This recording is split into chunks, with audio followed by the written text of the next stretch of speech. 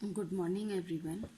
आज हम BSc third year के पेपर फर्स्ट रियल एनालिसिस इसके सेकंड लेक्चर में आज हम पढ़ेंगे क्रमित क्षेत्र के बारे में। अब तक हमने पढ़ा था कि पिनों ने क्या अभिग्रहितें दी थी, जो हमने फर्स्ट ईयर में पढ़ा हुआ था, पिनों के अभिग्रहित। फिर उसके बाद में हमने सेकंड ईयर में पढ़ा कि क्षेत्र के बारे में पढ़ा, क्षेत्र क्या होता है। तो इसके बाद हमने पढ़ा कि क्षेत्र के जो प्रॉपर्टीज़ क्या क्या हैं। फिर हमने देखा कि ऑर्डर के बारे में पढ़ा कि ऑर्डर में क्या क्या अभिग्रहितें इसकी होती हैं। तो कोई भी रिलेशन क्रम संबंध कब कहलाता है?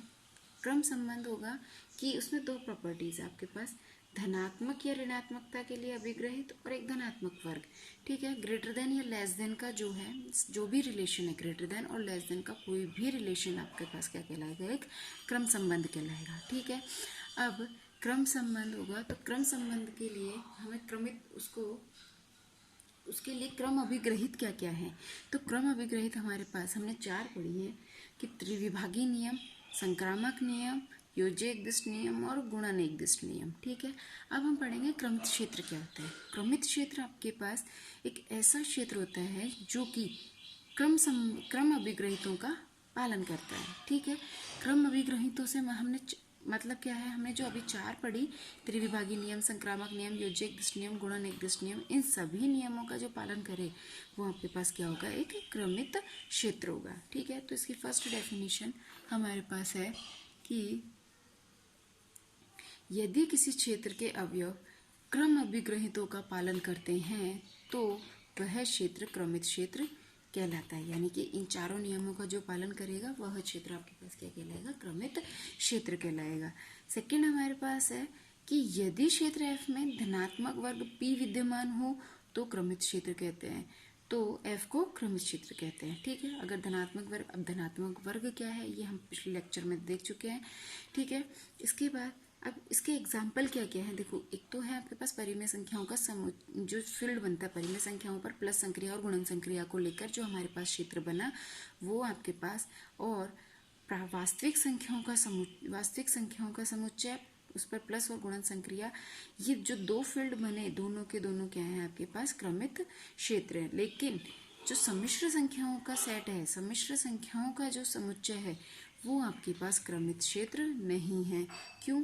क्योंकि हम इनमें कोई भी दो संख्याओं को हम ग्रेटर देन या लेस देन नहीं कह सकते। ठीक है, क्योंकि इसमें क्रमित संरचना नहीं है। ठीक है, अब हम पढ़ते हैं कि इसकी क्रमित क्षेत्र की प्रॉपर्टीज़ क्या क्या होती हैं। तो इसमें सबसे पहले प्रॉपर्टी क्या है कि यदि x, y और z किसी क्रमित क्षेत्र के f के अवयव हों तथा x greater than y, y greater than z हो तो x ग्रेटर देन z, ये हम पहले भी संक्रामक नियम में पढ़ चुके हैं। सेकेंड हमारे पास है क्रमित क्षेत्र f के उपसमुच्चय p का उपसमुच्चय p क्या है? धनात्मक वर्ग।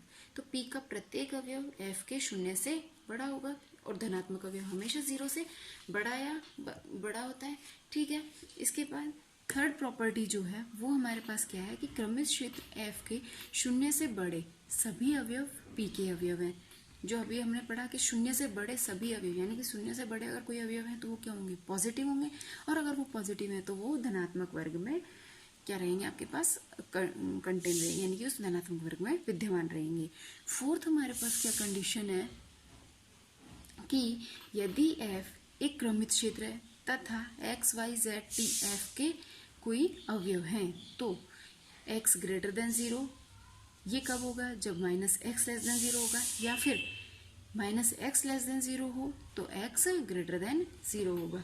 सेकेंड हमारे पास क्या है कि x ग्रेटर देन 0 है तो उसका इन्वर्स, यानी कि उसका गुणन इन्वर्स, यानी कि 1/x, वो भी क्या होगा? आपके पास पॉजिटिव नंबर होगा। यदि x पॉजिटिव है तो 1/x भी पॉजिटिव होगा, 1/x पॉजिटिव है तो x भी पॉजिटिव होगा।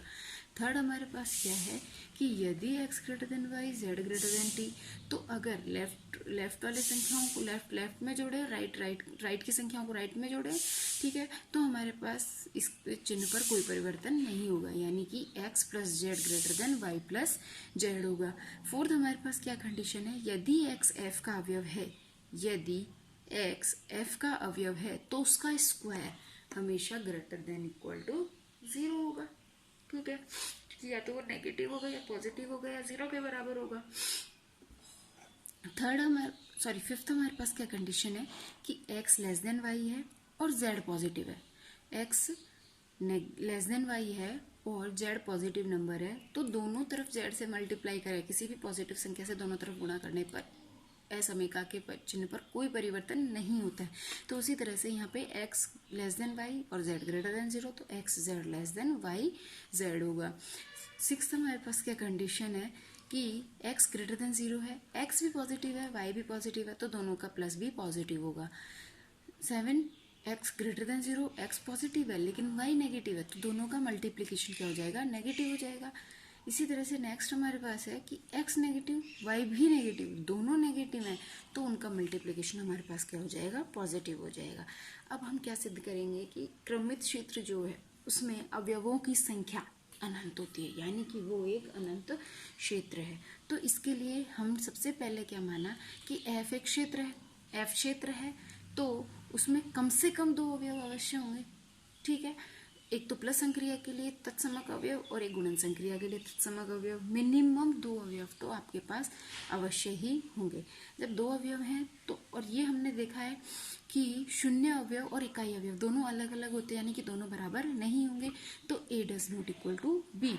तब क्रम संबंध से अब जब 2 अवयव बराबर नहीं है तो क्रम संबंध क्या कहता है कि या तो दोनों बराबर होंगे या दोनों में से एक बड़ा और एक छोटा होगा। जब वो बराबर नहीं है तो दोनों में से या तो A बड़ा होगा या B बड़ा होगा। हमने एक कंडीशन ले ली कि या तो A ग्रेटर देन B या B ग्रेटर देन B, तो हमने इसमें से एक कंडीशन ले ली कि A ग्रेटर देन B है, यानी कि A जो है वो B से बड़ा है। जब A B से बड़ा है तो इन A में से B को घटाएंगे तो वो हमारे पास क्या आएगा, एक धनात्मक संख्या, धनात्मक संख्या आएगी। चूंकि धनात्मक संख्या है तो धनात्मक संख्याएं किस में बिलोंग करेंगी, आपके पास F में। मान लिया हमने कि जो इन दोनों का जो डिफरेंस है वो F में बिलोंग कर रहा है, F में बिलोंग कर रहा है तो अल्फा बिलोंग्स टू F, और हमारे पास चूंकि A भी F का अवयव है। ठीक है, तो इन दोनों का जो योग होगा, जब F एक आपके पास क्या है, क्षेत्र है, तो दोनों का योग भी आपके पास किस में बिलोंग करेगा, F में। इसी तरह से अब जब A प्लस एल्फा F में है और एल्फा भी F में है तो इन दोनों का योग भी हमारे पास किस में होगा, एल्फा में। इसी तरह हम इसको n टाइम्स जोड़ें तो alpha belongs to F, A plus n minus 1 alpha belongs to F, तो ये दोनों अवयव जब F के अवयव हैं तो A plus n alpha also belongs to F होगा। ठीक है, इस तरह से अब हमने से हमारे पास F में कितने अवयव आ गए, इस तरह से तो हमारे पास n प्लस 1 अवयव आ गए। अब हमने देखा कि इनमें से चूंकि कोई भी अगर 2 अवयव, ये हमें करना है कि इनमें से कोई भी अवयव समान नहीं है। अब यदि हमने माना कि A प्लस m एल्फा और A प्लस n एल्फा ये दोनों हमारे पास बराबर है, जब दोनों बराबर हैं तो m alpha is equal to n alpha होगा। तो इसका मतलब कि m alpha minus n alpha is equal to 0 होगा। इसका मतलब m minus n alpha is equal to 0। अब चूंकि एल्फा 0 के बराबर नहीं है, चूंकि A और B बराबर नहीं है, ठीक है, तो 0 के बराबर भी नहीं है। जब ये 0 के बराबर नहीं है तो फिर क्या 0 के बराबर है, माइनस n 0 के बराबर, और m माइनस n 0 के बराबर, इसका मतलब m बराबर n होगा। ठीक है, ये तभी पॉसिबल है जब वो संख्या एक ही नंबर पर हो। अतः अब क्या हो गया, इससे हमारे पास अब जब इस अवयव को इसी तरह से अगर हम इससे आगे वाले अवयवों को जोड़ें कि alpha plus A plus n alpha, alpha plus A plus n to n alpha, तो इस तरह से हमारे पास इसमें आगे अवयव बढ़ते जाएंगे। तो जितने अवयव होंगे इस तरह से हमारे पास जो समुच्चय बनेगा, उन अवयवों से जो समुच्चय बनेगा वो हमारे पास एक अनंत समुच्चय होगा। वो जो अनंत समुच्चय है वो F का एक अनंत उपसमुच्चय है, इसलिए F भी अनंत क्षेत्र। जब उपसमुच्चय में ही अनंत अवयव आ रहे हैं तो सीधी बात है कि जो क्षेत्र है उसमें भी आपके पास क्या आएंगे, अनंत अवयव आएंगे। यहाँ हमारे पास क्रमित क्षेत्र से रिलेटेड सारी चीज़ें हमारे पास हमने पढ़ चुके हैं कि क्रमित क्षेत्र क्या है, उसकी अभिक्रिया क्या है, उसकी प्रॉपर्टीज़ क्या क्या हैं, और हमने एक चीज़ सिद्ध भी कर ली कि क्रमित क्षेत्र एक अनंत क्षेत्र है। इसके बाद अब हम पढ़ना स्टार्ट करेंगे। अब हम देखते हैं कि वास्तविक संख्या का निरपेक्ष मान यानी कि उसका मापांक कैसे निकालते हैं, ये चीज़ आप पहले भी पढ़ चुके हो 12th में। तो इसके लिए हम एक बार और देख लेते हैं कि एक वास्तविक संख्या a का निरपेक्ष मान या मापांक उसके धनात्मक, शून्य या ऋणात्मक होने के अनुसार, अगर वो धनात्मक है तो a के बराबर, ऋणात्मक है तो 0 के बराबर, ऋणात्मक है तो -a के बराबर, और अगर 0 के बराबर है वो संख्या तो 0 के बराबर उसके मापांक का मान हो जाएगा। ठीक है, अब हम इससे रिलेटेड एक बहुत इम्पॉर्टेंट प्रॉपर्टी है, ये काफ़ी यूज़ आती है। तो इसके लिए हम देख लेते हैं कि ट्रायंगल इनइक्वलिटी यानी कि त्रिभुजीय असमता। त्रिभुज असमता क्या है, इसके हमारे पास 4 हैं। तो पहला हम देख लेते हैं कि यदि a प्लस बी का mod less than mod a plus mod b, इसे हम सिद्ध भी कर लेते हैं कि mod of a plus b is equal to under root of a plus b का होल स्क्वायर, चूंकि मोड a बराबर under root of a square यानी कि इज इक्वल टू a के बराबर, या तो प्लस माइनस a ही आएगा। ठीक है, अगर पॉजिटिव होगा तो प्लस है और नेगेटिव होगा तो माइनस है। ठीक, तो हमने ले लिया a plus mod of a plus b is equal to under root of a plus b का स्क्वायर इज इक्वल टू, अब हमने इसका स्क्वायर खोला तो a square plus b square plus 2ab।